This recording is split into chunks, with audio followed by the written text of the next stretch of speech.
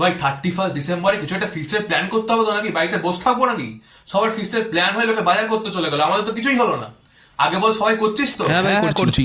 ব্যাস, তাহলে এবার মেনুটা কি ঠিক করা হবে? আমার মতে বলে ভাই আমরা সিম্পল মেনু রাখাটাই খুব ভালো, মানে ওই প্লেন ভাত, আবার খাসির মাংসের ঝোল জমে যাবে আর কি। আর টিফিনটায় না ওই কফি চিকেন পকোড়া করে দেওয়া যাবে, কি বলিস? রাজু, গানের দায়িত্বটা কিন্তু তোর। ভালো দেখে মিউজিক সিস্টেম আনবি, ওই আগের বারের মতো যেন বন্ধ না হয়ে যায়।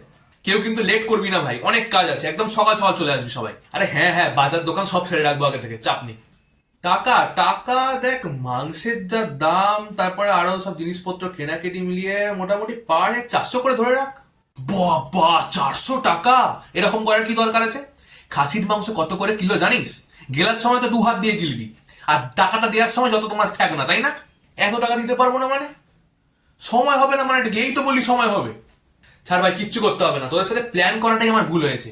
ওই দিন বাইরে বসে থাকবো আর মোবাইলে লোকের ফটোতে লাইক দেবো আমি বসে বসে।